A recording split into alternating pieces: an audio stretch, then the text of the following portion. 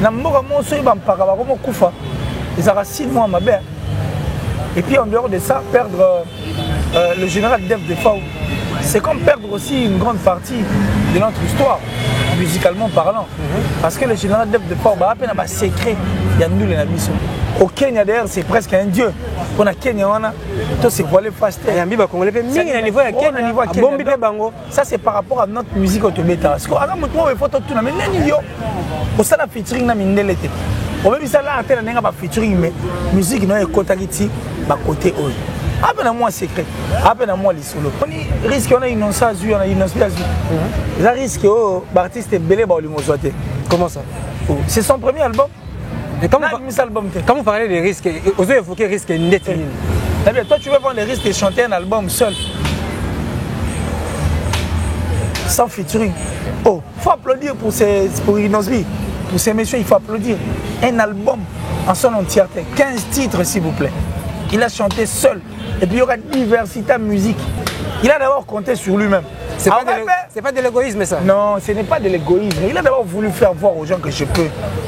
Imagine on appelle ça on dirait moi ta musique il faut que ça va featuring qu'on allait payer ton argent, il faut chercher dans ça sur ce diembe la bango. To boy na biso te featuring na bien oui, mais featuring peut rouler la dose c'était quand même. Il faut featuring ça là, mais le featuring on appelle que yo poso fini mais fort. Au super moi featuring ça passe. Il y a moi na fama comme. Et puis c'est l'album au moins l'album l'album ayemi ngo yemo.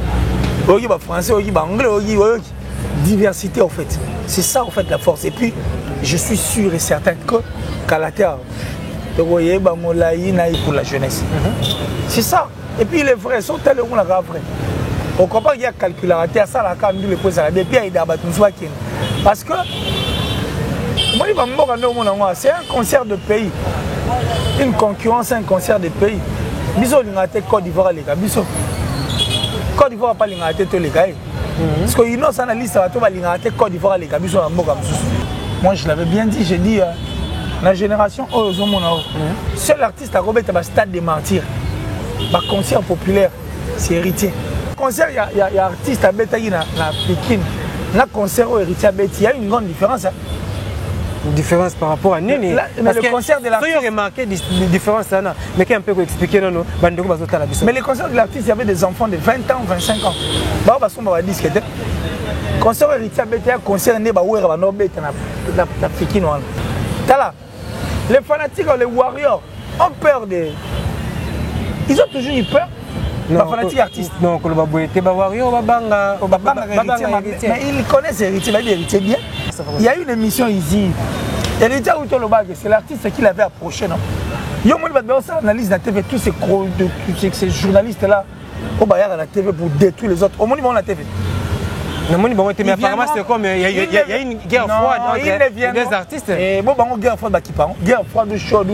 Je ne sais pas qui parle guerre froide chaude. Si vous héritez, vous allez sur mon émission. Au moins, on a au moins, on a répondre héritier. Qui est héritier? Pensez-vous vraiment que Fally Ipupa est le meilleur en termes de vie? Mais quand tu parles de vue, meilleur en termes de vie, mais c'est de quelle vue? Non, bah, le Bélassi. Non, mais milliards de vues, milliards en mots est rapporté. Mais Matisse est audimat artiste. Et Matisse est influencé artiste. C'est ce qui fait que c'est ça. Parce qu'il est le meilleur. Non, c'est faux. Comment est-ce possible que tu Andimi a même ça mongo na ba chaîne le radio le planète rap a même ça millions. Mazobo ya promotion à YouTube. Mais c'est de la folie. Et puis YouTube, on a YouTube au total. On appelle ça de free stream. Ça dit, c'est ça de stream. Streaming, c'est gratuit. Pour streaming, c'est regarder en ligne. Ils n'ont ça les clips à un tabanaye. À tirer courant, a fini artiste la viso. Voilà un tabac. Ils n'ont pas même une tabané na clip. Un tabac, ils n'ont pas même la clip. Ok. Je comprends. Soit héritier, maintenant la plateforme, il y a un projet, la projet été. Des bisous to yebeli. Même t'as vu la même que pia. Essaye. N'en des fois attaquer na pia. Ils avaient la voix, ne faut pas. Si vérité ça va c'est vrai, ils ont peur, ils ont tellement peur non moi.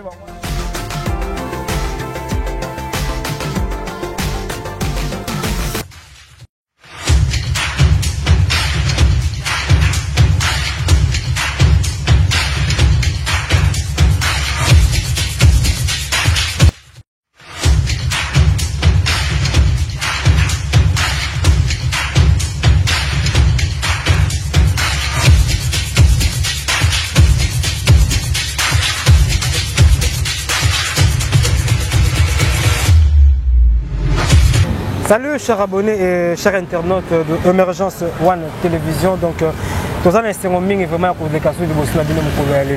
Et je remercie vraiment l'Éternel Dieu à permettre encore Bisso, nous allons encore en vie et surtout Bino ainsi que mon invité. Donc je présente vraiment mes vœux le meilleur à tous les abonnés de Emergence One Télévision, à tous les Congolais d'ici et d'ailleurs. Donc vraiment nous sommes de cœur avec vous et surtout nous allons soutenir Bisso vraiment de près tout comme de loin. Donc là je vois directement Jacques Maïtou, Ferme de la Paix, et je ne peux jamais oublier Sandra Ntumba et Carlos et José ainsi que toute la famille. Et n'apprécie vraiment Mbote et puis ma mère veut vraiment na Mopage Kemba ainsi que na maître Fabrice Noboko. Merci vraiment parce que vous avez toujours branché pour la chaîne Emergence en télévision. Donc Lilo, sur ce plateau, je reçois pour vous Killer si millionnaire en esprit, né pour briller, jamais d'échec. Donc c'est vraiment ma fierté à presse congolaise. Oh vraiment grand mon père et ma bague que notre Azana Essengo parce qu'une fleur va nous pousser encore la presse. Et la fleur en question, c'est Killer si. C'est avec lui que nous allons parler de l'actualité. Vous allez obligé Bisso, donc le décès. Il y a le général de FAO, paix à son âme, ou à Thierry Bisso, na âge il y a 72 ans depuis hier. Donc c'était au Cameroun, na Douala. Donc c'est là qui passe ici. Donc culture congolaise vraiment et perdre encore Moko, il y a pas grand et année au vraiment aussi c'est un sous Namawa parce que comme presque arrivé à la fin, on va clôturer année en beauté, mais les camarades comme les Bisso, donc to souhaiter ma condoléance na Bisso na famille artistique nio surtout ba musiciens congolais surtout donc to présenter ma condoléance na Bisso et à part voilà nous allons parler aussi de ce week-end, de ces derniers week-ends, nous avons vraiment mouvementé par la sortie de l'album, il y a Inos B, Mortel 06, Oezaki, son tout premier album, voire même à surprenant qui biso par sa façon de communiquer, pardon, de communication. 2 semaines avant, a annoncé déjà sorti album naïe, donc Bazaki est surpris. Et à notre grande surprise, tout le monde peut qualité à Moussala à présenter Bisso, donc c'est vraiment quelque chose à encourager. Et nous allons aussi parler de Héritier Watanabe au Waperute Koubet à Fort International à Kinshasa. Concert et Simbakité, donc avec Killer si beaucoup, nous avons vraiment des détails surtout et pourquoi pas, Tolo Belapé, état d'esprit à celle au Scram OP et Mek Pekaka.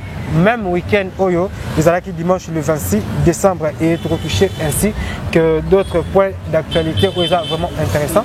Et si vraiment le réalisateur a vraiment le même esprit d'Angaya Fungora déjà, tout ce qui est signé pour oublier jamais d'échec, on a bien toujours grosses légumes, il y a presse en ligne vraiment et il y a presse d'une manière générale. Qu'il est le meilleur vœu. Bon après-midi. Merci beaucoup Mido Sapis, Mido Arnold, monsieur Sapis. Merci infiniment, merci à tout à Emergence Télévision et puis merci à tout à Killer si je les aime et je pense que meilleur vœu là-bas tout le plus important c'est que tous à la bien, tous en forme et puis de vivre quoi la vie. Certes maintenant on couvre avec la vie, on n'a pas le choix. Oui, qu'il a clé cet état de santé parce que ça fait un moment de tourner moi micro parce que il y a une régularité dans l'émergence sur la télévision parce que abonné l'émergence sur la télévision a mis ça dans Killer Nabango. Alors au moment où Killer a zoné donc tout ne rattrape pas tout le monde. Mais qu'est-ce qui ne va pas Killer a zoné le gâteau comment parce que il y a une mouture à la moins torche ou un comme un lampadaire quoi. Donc le loin niveau torche comment vraiment un lampadaire. Ici je suis là. Sauf que je lui réalité qui un peu c'est un match à changer là. Surtout répétant au trop les gens vont écouter, ça serait un peu très compliqué, plutôt à la répétitive. Mais le plus important, nous sommes là. Certes, mon occupation, moi ni pour faut subvenir à besoin. Il y a tout qui n'a pas été fonctionnel. Ce qui fait que par moment ils ont moi, mais je suis là.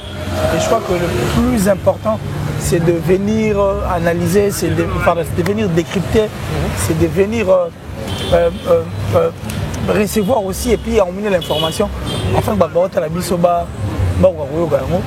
on est là pour ça et je suis là pour ça et je pense que parmi tout cela, on a eu quand même à suivre pas mal d'émissions, des questions qui nous ont été posées.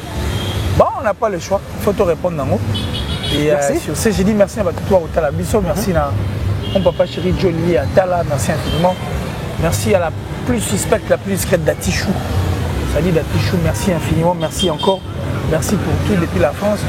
Merci à maman chérie, maman Julien Diebo Bisseni. Depuis les États-Unis, Yannick Kayenga, la monnaie invisible. Merci Bill Mobuka.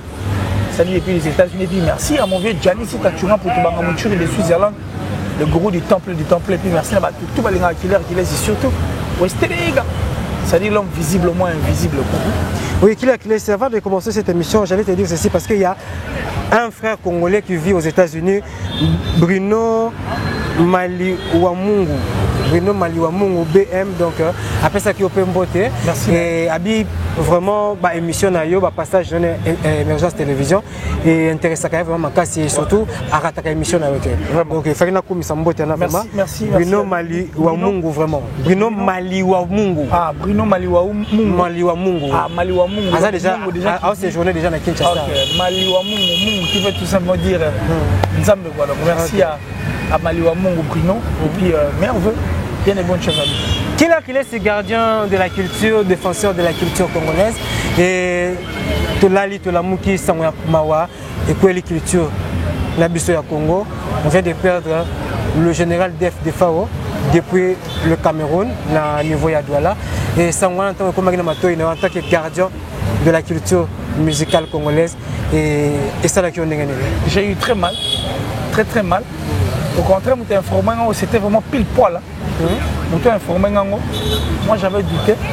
J'ai essayé de m'informer aussi en fait, de vérifier l'information.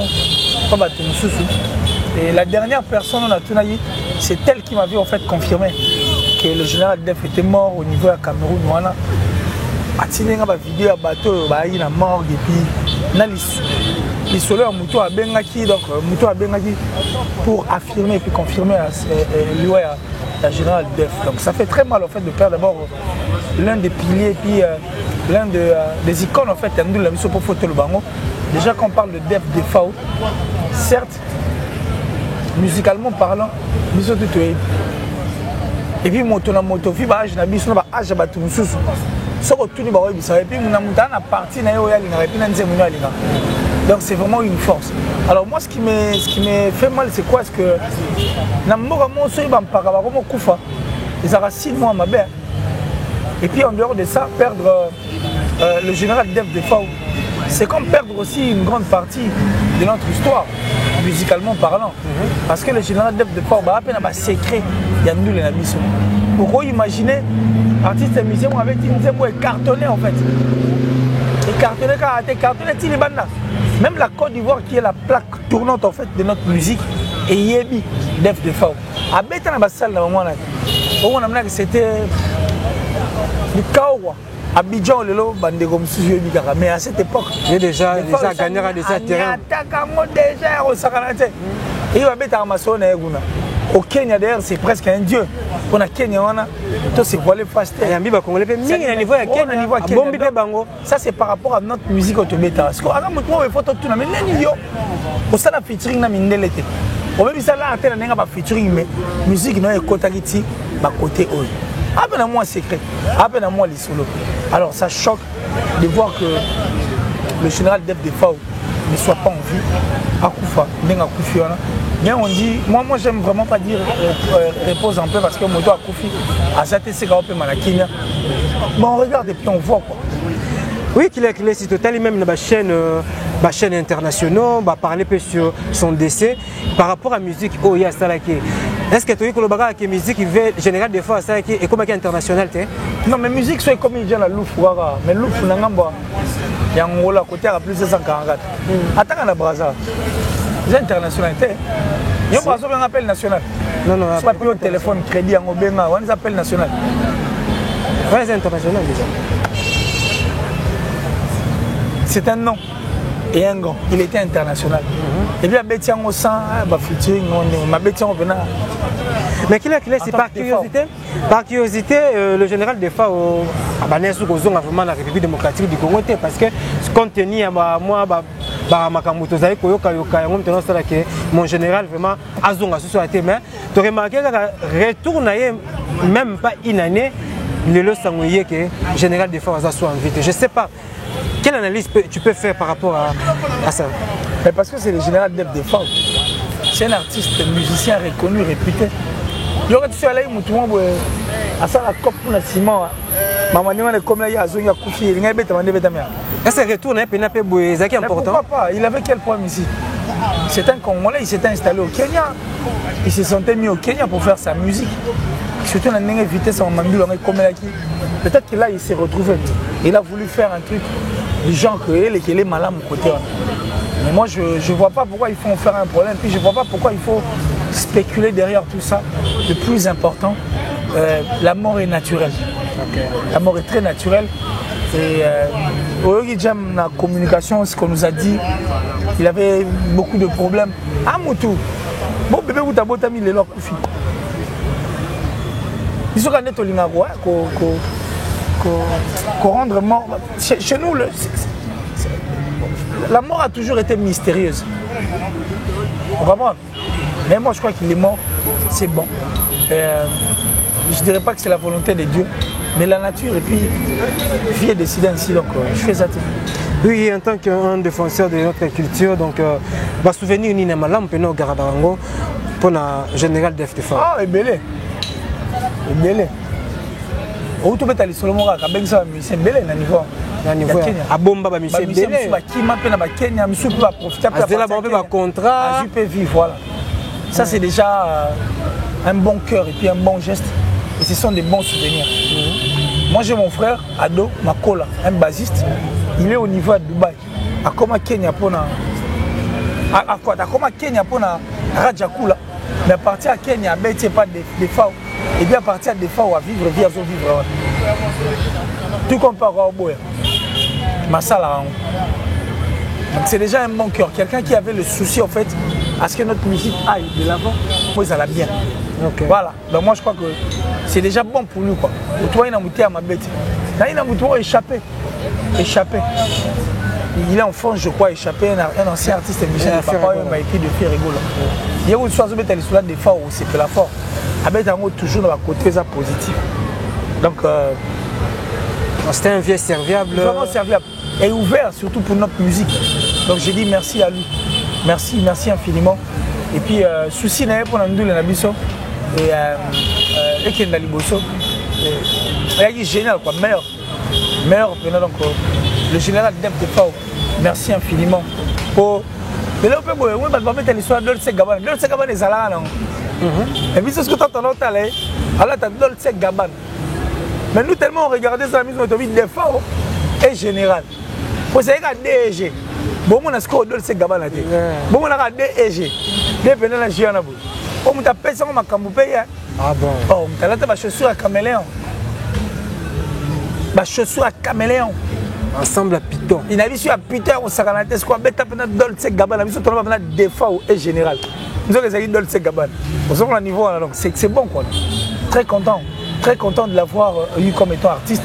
Et je pense que sa perte, et gros boum, ça lui est sengo. Tous les gens qui ont fait des sengo,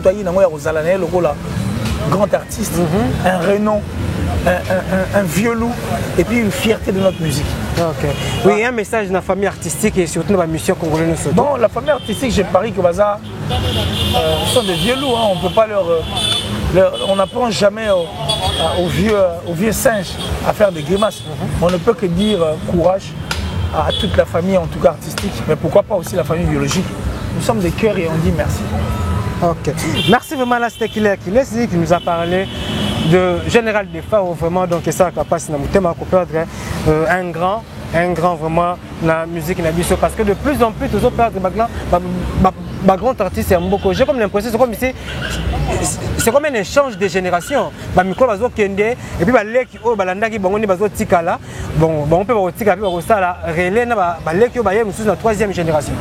Donc merci vraiment qu'il est ici et Tovanda Siko vraiment na actualité OP qui marqué les sous au week-end passé c'était le dimanche le 26. 3 événements sorti album il y a Inosbi où ils allaient Mortel 06 sorti état d'esprit où ils allaient album il y a Celios Cam Poutine et puis l'incroyable concert de Héritier Watanabe à la Foire internationale de Kinshasa. Commençons d'abord par Inosbi. Comment tu trouves déjà son tout premier album? Bah, c'est un grand. Hein. c'est un grand. Et quand on parle de son tout premier album, on risque on a une once azur, on a une once azur. Ça risque l'artiste est belé par l'humour. Comment ça? C'est son premier album. Et quand vous parlez des risques, vous avez évoqué risque net. Toi tu veux prendre les risques de chanter un album seul, sans featuring. Net au monde la mandoule na biso. Mais ça se passait déjà comme ça à l'ancienne. Net sina na sala album. Oui, maïmo ayemika voix na album na mo. Nabi salama bongo na ba mystère pas ka ba kofu ba sala ngona ba loi à sala featuring. Non mais la génération. Non mais attention. Faut pas confondre les choses. La featuring on a la loi on a ba vocaux. Il y a ba musicien. OK. Il y a pas. Et ça un peu de voix. Oui. Voilà pour ba vocaux oui. Mais ça featuring.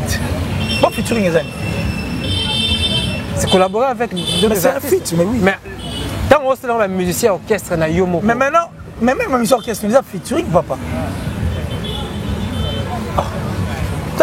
Tant que musicien moi j'ai par exemple l'album now. Ayiboyemba bosani. Bon, c'est une collaboration featuring. Mais featuring papa. Ils n'ont pas chanté seul. Donc vous avez bon dans le sens qu'il n'y a pas eu de vocaux. Il y a eu que la voix d'Inos. Ok, ça va, oui. Point barre. Bon, particularité, vous m'avez dit qu'il a chanté seul. Donc, particularité. Vous avez dit que pour un album et pour son tout premier album, vous avez à fois son nom appui. Oh, il faut applaudir pour Inosbi. Pour ces messieurs, il faut applaudir. Un album en son entièreté, 15 titres s'il vous plaît.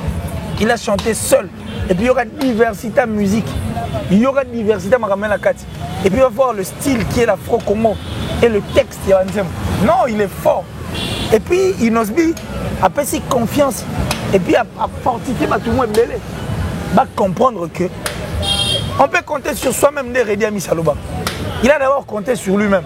C'est pas de l'égoïsme ça? Non, ce n'est pas de l'égoïsme. Il a d'abord voulu faire voir aux gens que je peux. Imagine on ça jeune, on dirait moi ta musique il faut que ça va featuring qu'on allait payer ton argent. Il faut chercher dans ça sur ce diembe la bango. Tobo il a besoin de featuring en bien oui, mais le featuring il peut rouler la dosité quand même. Il faut featuring ça là. Mais le featuring on appelle que yo pour finir mais fort. Au super moi featuring ça passe. Banino bango na ba établir au bango mo. Ils ont eu à faire un album, il a eu à faire un album seul. Alexis non force, il y a des démonstrations à force d'abord. C'est qu'il nous a fait. Ça, il a prouvé combien il est fort pour sortir un album. C'est d'abord fort et c'est un risque. Il faut applaudir pour Inosbi. Particularité dans mon Et qu'est-ce qui t'a encore plu la carte? Insanité la carte. Il y a des chansons qui édifient, qui fortifient. Moi j'ai pu remarquer que ma chanson on sauté pas moins de 5 minutes. Au-delà de 4 minutes. Mais il y a un macam. Il y a un macam. Et puis c'est l'album, l'album, il y a français, il y a anglais, il y a diversité en fait. C'est ça en fait la force. Et puis je suis sûr et certain que Kalatea, Koffi Olomide a plus de 30 ans de carrière à succès. Et avec l'âge qu'a Inosbi, est-ce que pouvons-nous espérer que 30 ans plus tard on maintenir Kaka même à lui? Mais bien sûr, il est discipliné. Il est très discipliné, bien sûr. Il est très discipliné. Et je sais que ça se passera bien. Il le fera. Parce que Bissot tout peu, lui, ils ont braqué pour ça relève la génération de Yassika.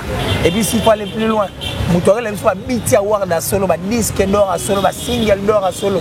Nous on peut ça biso makam. Yé, la génération petit cali. Oui, merci qu'il est clair. Très souvent dans notre pays, tu es que ceux qui ont un succès dans le côté peut concurrent à Zalaka. Donc, on a un système à vite et et quand tu vois une Inosbi concurrent, Inosbi pénèse à Nani. Nous avons un Inosbi concurrent n'est pas Nani. Non, mais Inosbi fait sa musique sans pour autant calculer. Si ça rendu les poses à la bien, c'est un bonheur. Un bonheur pour la République démocratique du Congo et surtout pour la jeunesse. C'est ça. Et puis les vrais sont tellement vrai. On comprend qu'il y a calculateur à ça la carte les poses à la bien. Puis il y a des parce que c'est un concert de pays. Une concurrence, un concert de pays. Biso l'ingate Côte d'Ivoire les gars. Biso Côte d'Ivoire pas l'ingate tous les gars. Parce que Inos analyse ça va l'ingate Côte d'Ivoire les gars. Biso en mot comme ça. À fond la piste. Tout c'est la Google Ads. Tout ça la promotion. Tout ça là, il motive les gens. Mais il y a de ceux qui découragent. C'est la Google ADS, c'est ça, tout le monde, c'est le Google ADS en caisse, là, on benganaï. Ça la boîte, tout le monde écoute, non? C'est pas innocent. Ça peut être aussi parmi la stratégie à succès.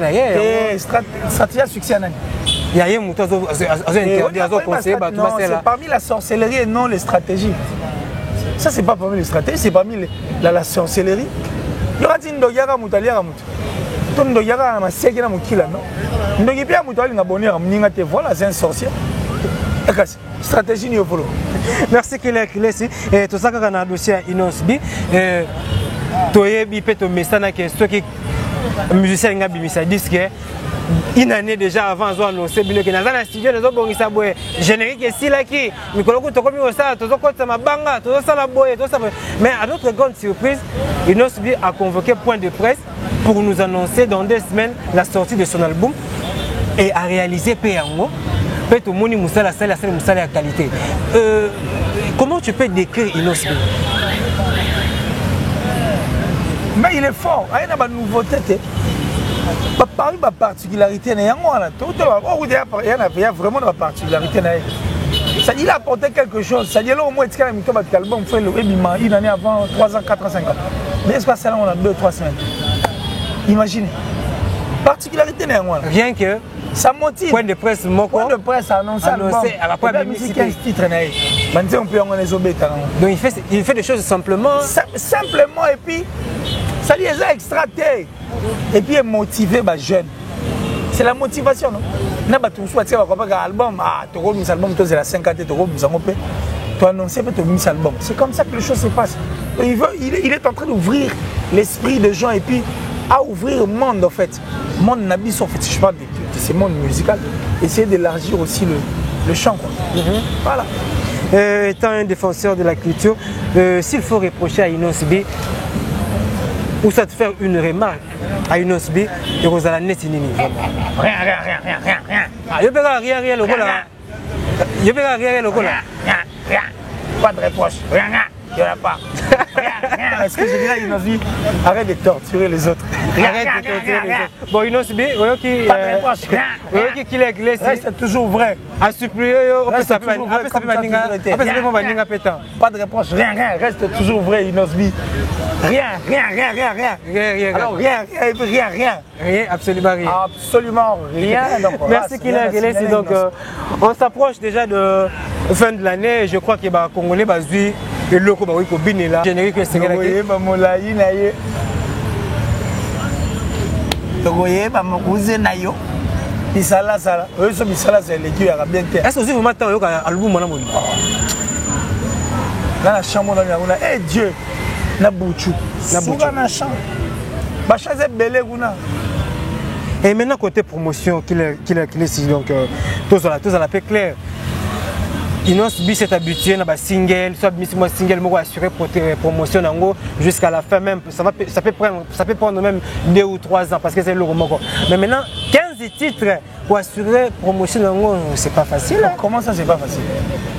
Parce que tu as dit que tu as album, mais le reste c'est un peu de Inos s'y connaît. Il s'y connaît à fond. Il sait ce qu'il veut. Inos connaît en fait les têtes qui rongent les érosions. Il y a musique Nabiso. Attends l'entièreté, mais il a quand même une grande partie. Le fait d'abord à l'album né dans 3 semaines. C'est facile. Faveur de l'assurance. À casse. Abimi, c'est on va assurer promotion.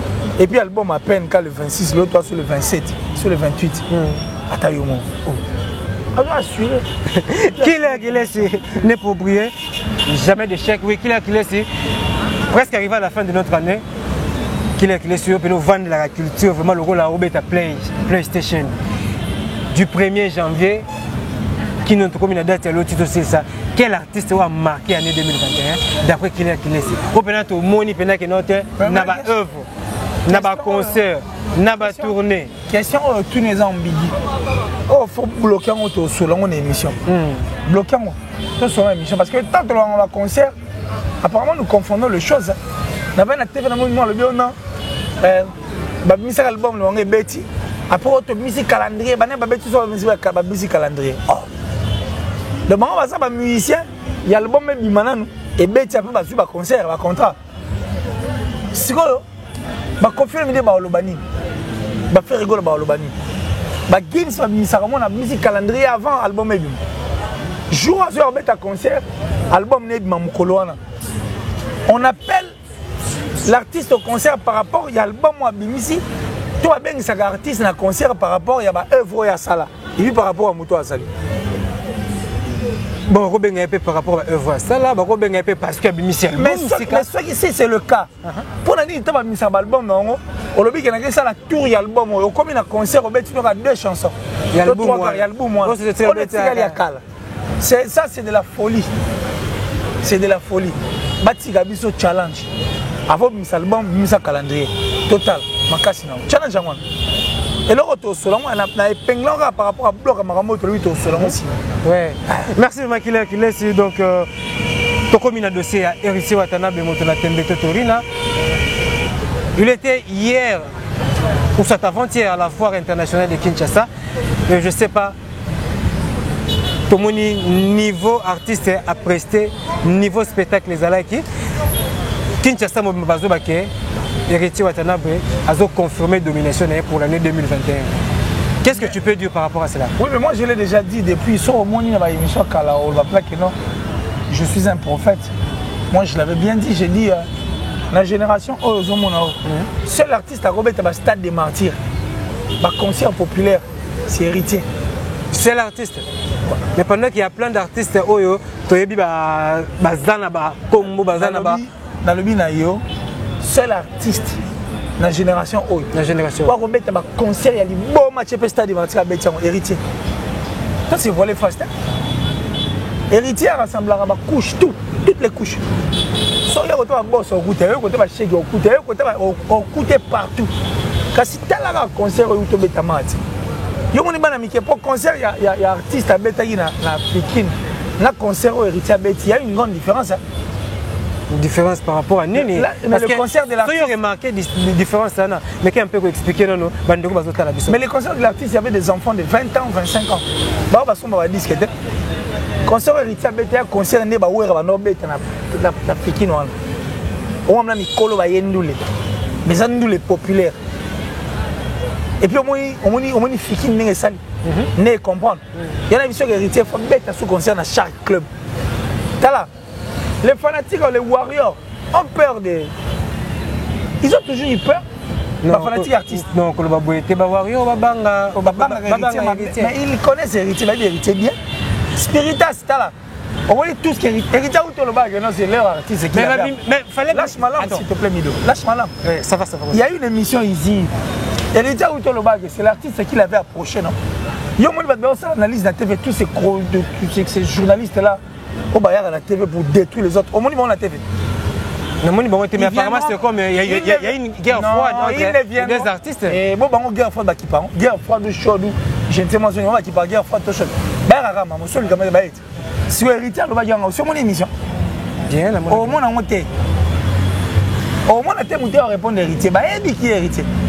Et ils savent que soit un héritier, il a des réponses. Et Bayard qui est héritier à la Spiritas. Bayebi de babario babanga ba spiritas babanga wa bayebi bamona la ka bato ba lobaraté mutu moko za na raison témoin bo lobaté a perdre des raisons na ye bayebi ya so ba comme fingo ba bangi héritier ko banga ko finga te tala ka neto na mboko yebi ne ba héritier ne ba fingela ne ba lobela ka ils savent que soit megi héritier ba okuta nango. Alors la seule personne actuellement de vendre un concert public Wata a Robert Apena Fiki, Fiki na Robert Shark. Moi je me rends compte qu'il a livré un concert en Europe. Maintenant qu'est-ce qui lui manque exactement vraiment pour vraiment à dominer encore? Mais il a déjà fait. Oui. Tu as vu, ça c'était un premier concert. Shark et Zoya, il pas concert, monsieur Zoya. Je me rappelle encore le 18 décembre 2020, prophète Denis Lessi. Alors il bien que l'artiste est mis album na date oyo. Mora aussi là. Si vous avez Bimisaki, deux artistes ont Bimisaki 2021. Nous avons totalement bien en 2021, les deux artistes ont Bimisiwana et qui laisse d'après l'analyse et puis constant au sali, n'a vraiment marché à foutre. Non mais l'album qui joue ici, c'est volé passeport. Pourquoi il faut te se voiler facile? Maman m'a les 18 aujourd'hui, j'ai mis des mois et moi. Partout tu passes au Cameroun. Donc on peut dire que Héritier Watanabe a dominé année. Mais au moins, chaque. Au moins, pardonne à Fikine. Cassé. Fikine, on a été bédamar. Au moins. Merci Kylian. Donc on continue toujours notre émission de cet après-midi.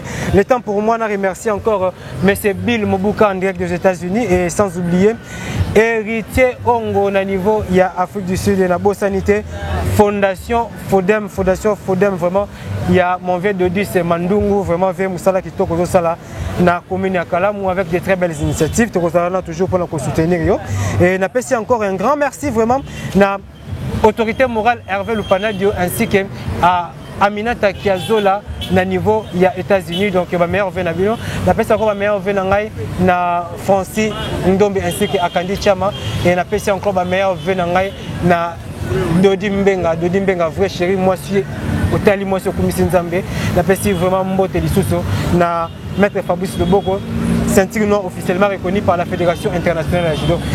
J'aimerais est-ce que Efraïm Achila biso moi extrait par image il y a concert il y a foire internationale à Kinshasa bomona musala nini oyo Tim Wata ainsi que Héritier Watanabe basela kibiso le dimanche 26 décembre 2021.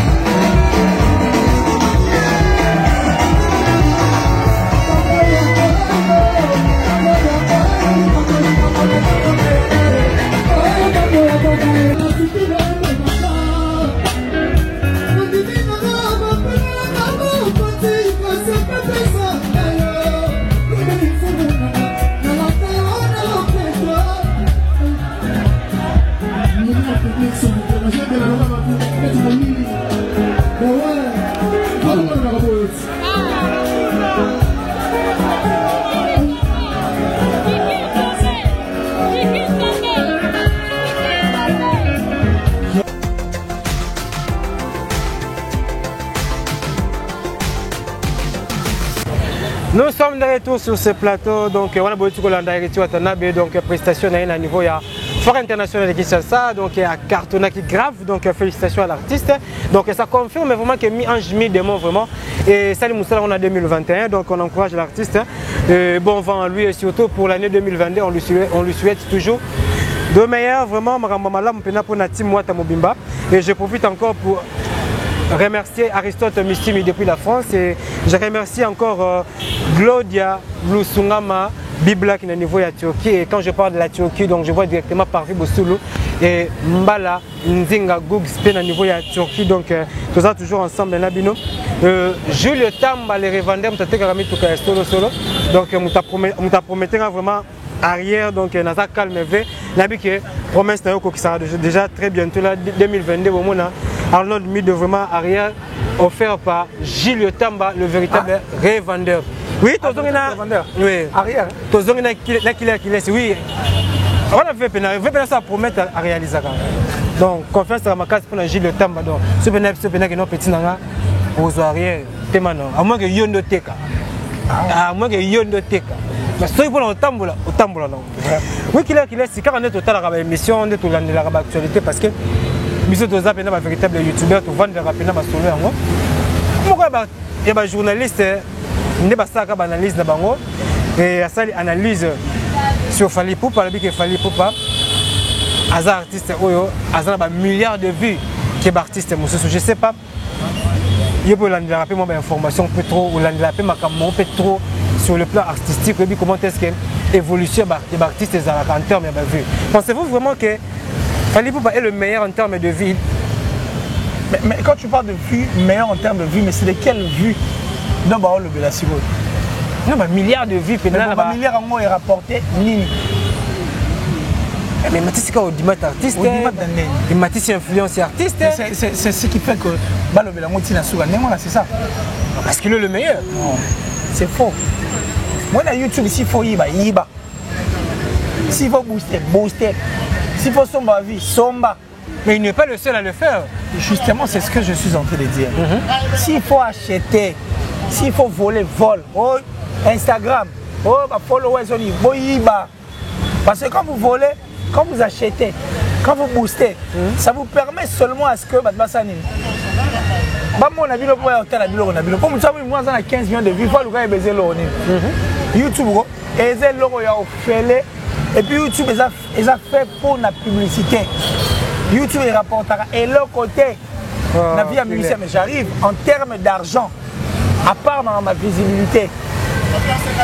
Regarde, si réellement 1 milliard de vues, merci.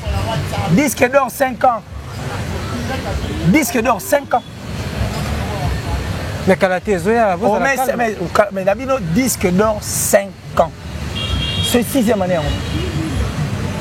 En fait, si tu veux, on va te faire comme ça. On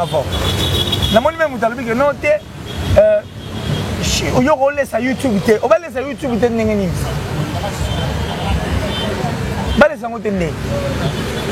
Parce que l'artiste, tout soit mis album, et ça a une phase promotionnelle.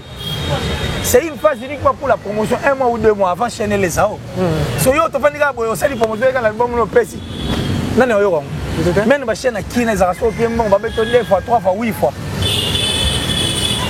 Si vous avez fait la promotion, vous avez chaîné les sao.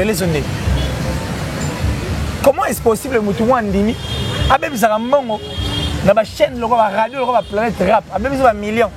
Mais vous avez la promotion à YouTube. Mais c'est de la folie. Et puis YouTube, on a YouTube tout à l'heure. On appelle ça de free stream. Ça dit c'est ça de stream. Streaming, c'est gratuit. Pour streaming, c'est regarder en ligne. Tant qu'on sait là-bas, il y a un espèce d'artiste de confusion. Il pensait que les Italiens sont bons. Il y a un espèce d'artiste. Il y a un fait les atala. YouTube a compris que YouTube Premium. YouTube Premium, il risque à rouler. Donc il y a une différence entre YouTube Premium et YouTube Premium. Parce que YouTube Premium, c'est de l'argent. Mon artiste, c'est le roi Jay-Z. Si vous êtes à Tidal, à YouTube Premium. Si vous êtes YouTube, et quand vous êtes 10 ans après, donc quand tu dis YouTube, on fait les autres décourager. Non, c'est la télévision. C'est minimisé, mais je minimise 1 milliard de vues. 1 milliard de vues qui n'a rien rapporté à part peut-être la visibilité. Mais quelque part aussi, la visibilité compte aussi pour... Non, mais la visibilité ne peut seulement pas rester la visibilité. Il faut que le revenons sur le terrain. Et puis, le refait les royaumes, c'est là qu'on va te montrer en capacité. Ça, c'était notre dossier photo Solange. Vous comprenez? Qu'ils arrêtent de nous embrouiller. Les gens m'ont dit que Spotify, on a 10 0, on a 6 0. Spotify, 10 0. Mais on a 6 0.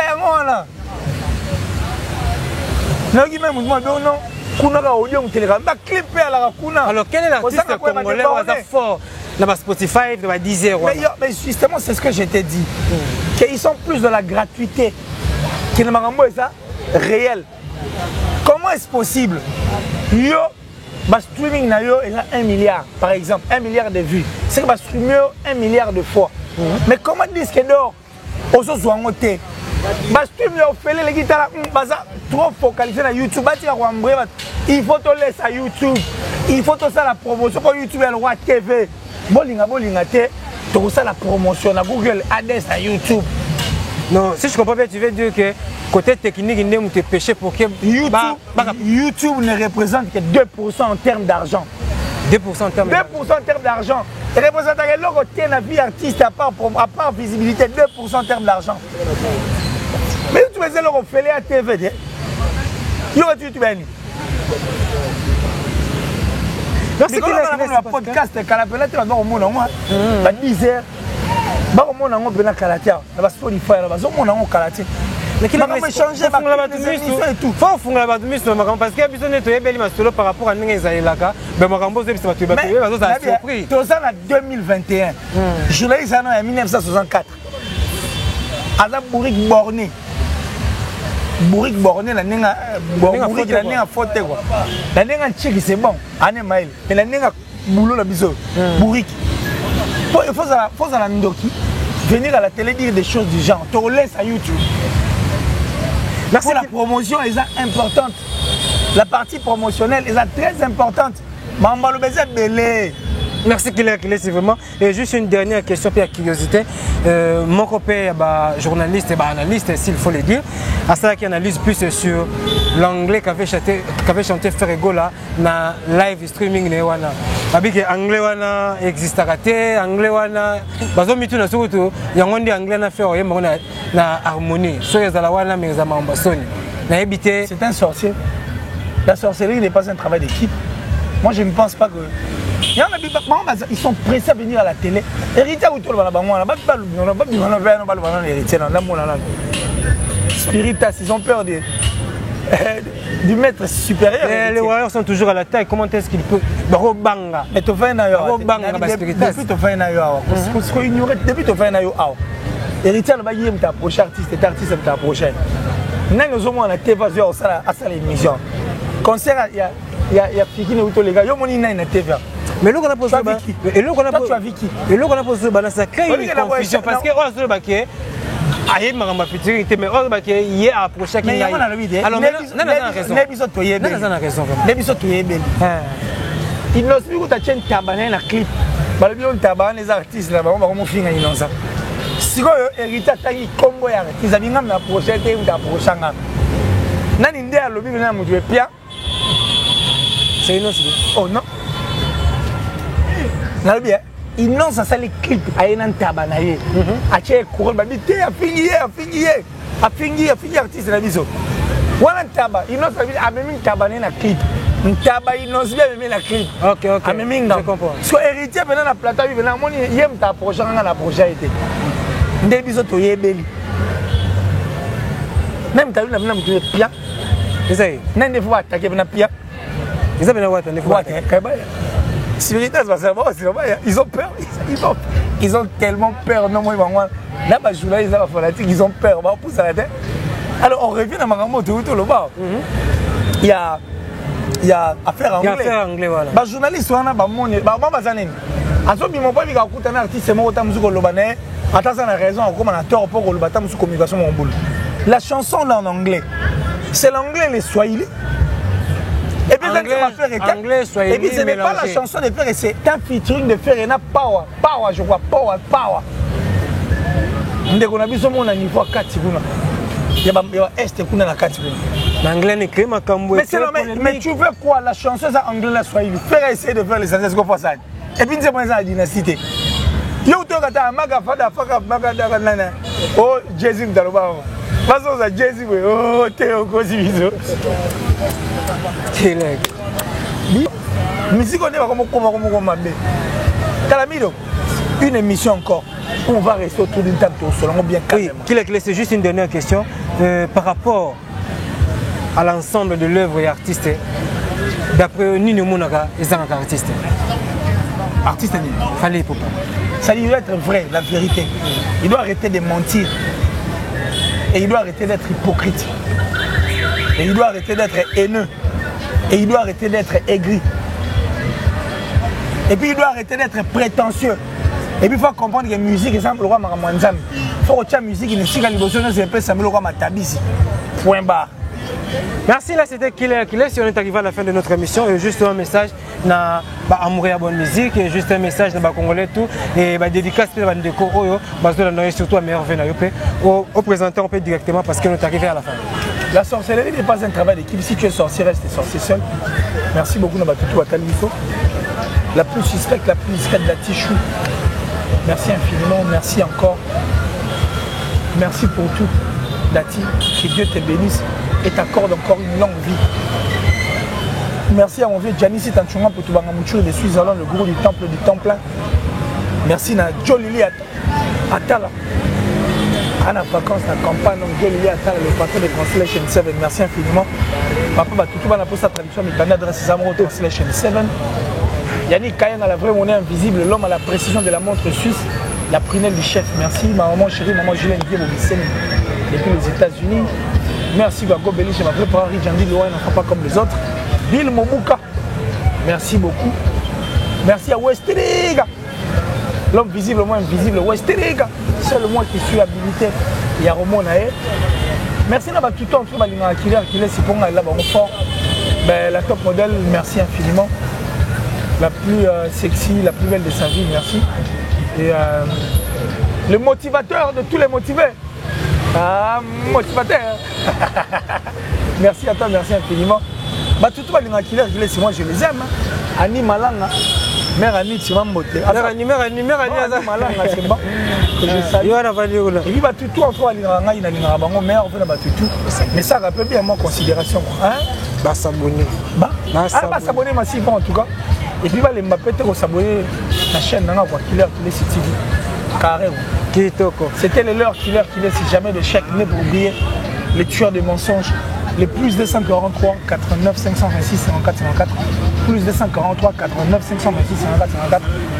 Je parie que le numéro tourne bien. Mais tu as parce que l'émission. Oui, il y a d'autres sujets.